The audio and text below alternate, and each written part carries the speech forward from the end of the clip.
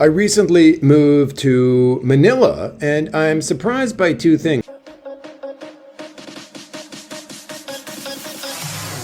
So the first thing that surprises me here is the lack of attention I get from the friendly girls here. I had gotten used to this attention, being in Mindanao and Bohol and some smaller areas, friendly people. However, coming to Manila made me realize that girls here they've been raised up, and that's fantastic. It's what we all want. We want to raise up the baby-roonies. Now, it's obvious here that after they have been raised to the moon, they no longer see a foreign guy as anything more than a guy who cannot speak their local language. And they say, we don't need them. We don't need these foreign men. We have plenty of prosperous Filipino men here to choose from in Manila. I mean, look, folks, okay? I get zero attention here, and I'm relatively younger foreign dude. I was here 25 years ago, and I got a hell of a lot of attention, okay? So things have changed.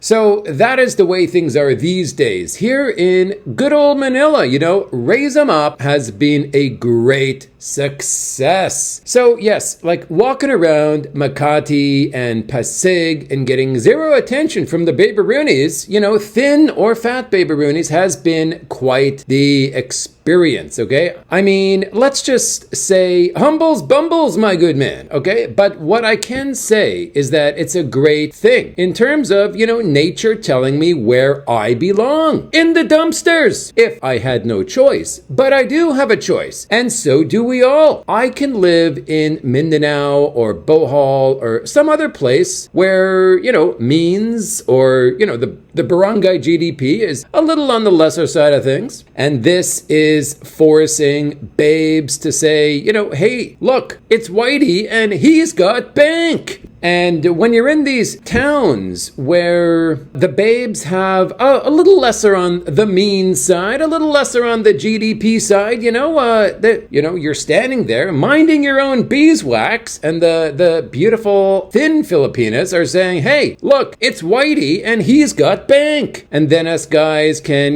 we can feel good about ourselves again, in BGC, my good friend there, Cal, he's living there. His first venture into the Phils is BGC. He said good morning to everyone he saw when he first arrived there. And to his surprise, the friendly Filipinos were not so friendly. He said good morning, but very few actually responded with a good morning in return. This is in BGC. He said, I thought the Filipinos were friendly. I said, yes, they are friendly, but you're in BGC. BGC is not the Philippines. The people living there are not the real Filipinos. Okay? And what I mean is they are the 1%. It's like saying David Rockefeller is a typical American. You know what I'm saying? Look, the real Filipinos are hardcore. The BGC feministas are more Western than Filipino. I know the comments below, they're going to be, I already feel good about myself. I don't need attention from the Filipinas. All right.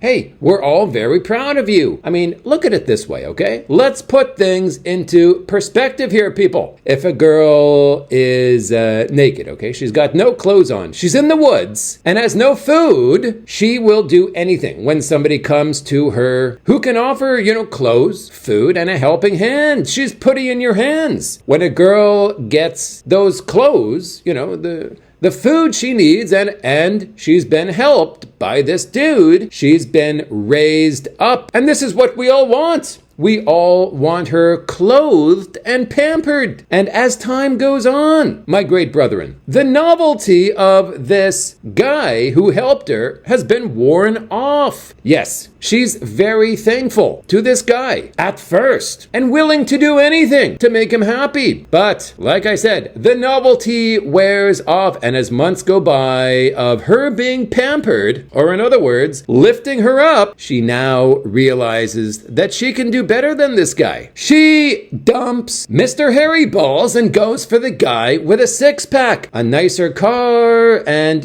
hey, the game continues. So here we are, folks, in Manila. The women have been raised up to the moon, my great brethren. And old Scotty boy here is about as helpful as tits on a mule. The only thing I can offer them, these babaroonies, is a green-eyed baby. But girls here in Manila, they've been raised up so high that they say, I don't need a green-eyed baby. I'm a proud Panay. Okay, well, good for you. I'm just here for a month anyway. The second thing is that, I'm sometimes, what I'm confused about is, I'm asking this question here, folks. I'm kind of stuttering because I don't know how to say this, but, am I in the Philippines or am I in freaking Wisconsin? I don't want to admit the reality here, folks, that what I'm seeing every day here in Manila, but it seems as though the mango and coconut diet babaroonies, of which, I've been accustomed to being, spending time there in Mindanao, it's turned into the cheeseburger pizza diet that's more in line with Wisconsin babes than Filipinas. Jollibee and Shakey's Pizza has turned this once thin, feminine Filipina into something that you'd slaughter to keep the population down, folks. Now look, this is only one man's opinion. But if you're looking for an oversized, pimple-faced Filipina, then Manila is the place you want to spend your time. If you're looking for a Filipina who grew up on mangoes and coconuts, my brethren, with an upbringing where the woman belongs in the kitchen. Let's say, not the, we got to make YouTube happy here, folks. So let's just say a woman who is not, motivated by being at the office and bringing home the bones, okay? But she does well filling the gullets of the household, and she takes pride in knowing her family is being taken care of in terms of cleanliness, and quality food is being cooked by none other than the pride and joy of the house, your babaroonie. The point is, the man and the women know their roles, and their roles are separates, and there is no competition among the couple, because we all want our great women to be raised to the moon. All we want is that. And after we get that, after we raise up our women, which is what we all want, fortunately, we are allowed to suffer the consequences. And that's no big deal. It really isn't. I'm just saying, why deal with it if you don't have to? Anyways, folks, the kind of girl who is raised in the province wouldn't know what Tinder is if it hit her in their tight little butts. The walruses in Manila not only know what Tinder is, but have been victimized by Tinder, by the dangerous men on Tinder, and they have vowed to get married and never tell their husbands about their past. How many dangerous men shot their loads all over what is now your wife, your Manila wife. Since your Manila wife will keep it a secret, you will never know.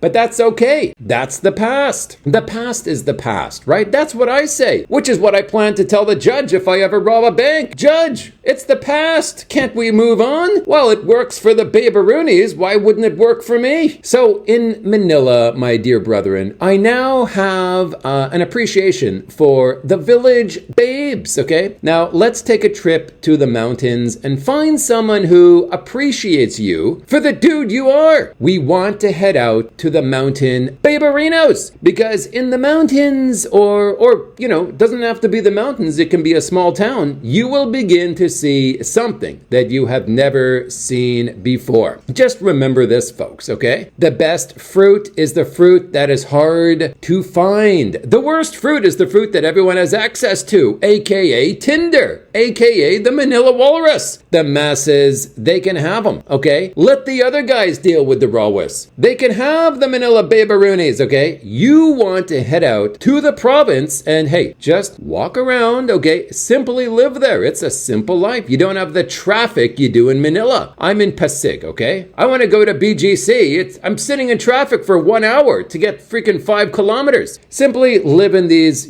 provinces for a few days, stay in a hotel, somewhere, someplace, some village where no foreigners are. Because when girls are raised with no foreigners around, you, my dear brethren, are suddenly very special. Did you earn your special status? No. But who wants to earn it? If you want to earn special status, go to Hollywood and become a movie star. I say screw that, it's too much work. So listen, make a list of the villages or small towns, okay? Just go to Google Maps, and if you have to zoom in to see the names of the towns, then it's a town with no foreigners, okay? Because you don't have to zoom in to see the word Manila there, okay? But look, then you'll see towns, once you zoom in, you'll see towns where there are no foreigners, okay? But this isn't a guarantee, okay? It's kind of like a bit weird here, okay? Sometimes you're in a town and girls are jumping up and down, right? And then you go to another town that is equal in terms of the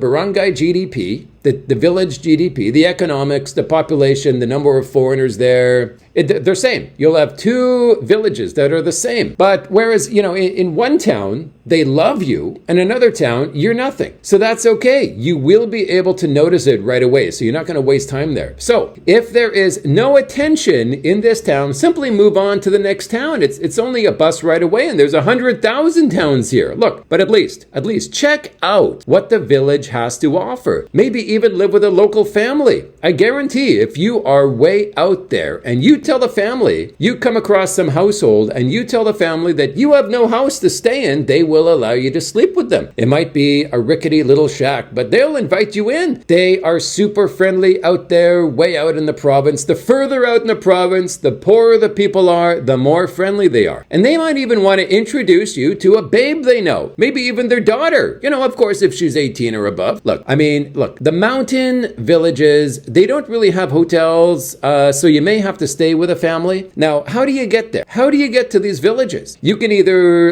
you can rent a car or you can get a bus, a series bus, and just tell the driver to stop, because the buses usually only stop in the bigger population areas, but they will stop actually anytime you want. So at some point, you will end up in a city and you will have reached your destination, okay? Now, just have your wits about you, okay? And when I say city, I meant small town. At some point, you will end up in some little dinky town and you will have reached your final destination because your goal is to meet some babaroonies. Now, just have your wits about you, okay? Don't be an 80-year-old, 800 pounds, expecting to find some sweet 18-year-old slim Filipina. If you are the 80-year-old dude, you're better off just hiring that 18-year-old slim Filipina and give her a good salary and then let nature take its course. She doesn't like you, she doesn't like you. You got to live in reality here. If you are too lazy to get a bus out there and,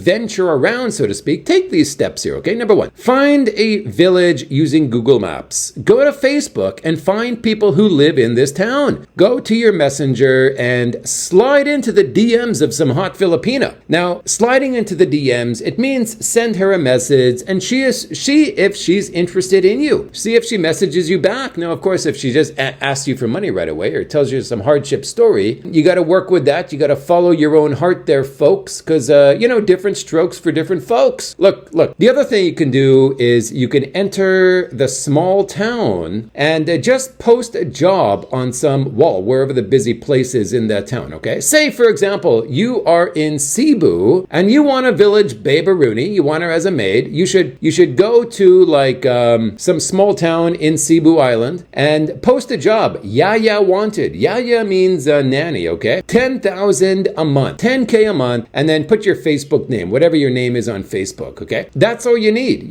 Then just hire the prettiest girl who applies, if that's what you're interested in, of course. And also, of course, this is where the social justice warriors who want a perfect world will say, hey, how dare this horrible man hire a Filipina to be their maid? Okay, when the shashas of this world should be saying, then thank God this guy's providing some opportunities to someone who has no opportunity because shashas of the world are not giving them an opportunity. Till then, my great brethren, okay, if there is one thing Manila has for you, it's the beginning of the end. Okay, let's just stick to there. Okay, unless, of course, maybe you are in the outskirts of Manila. I haven't checked yet, but I will check the outskirts of Manila. Time will tell how the babaroonies are there. Okay, adios to my very great brethren. I will see you on the very next Bitterino.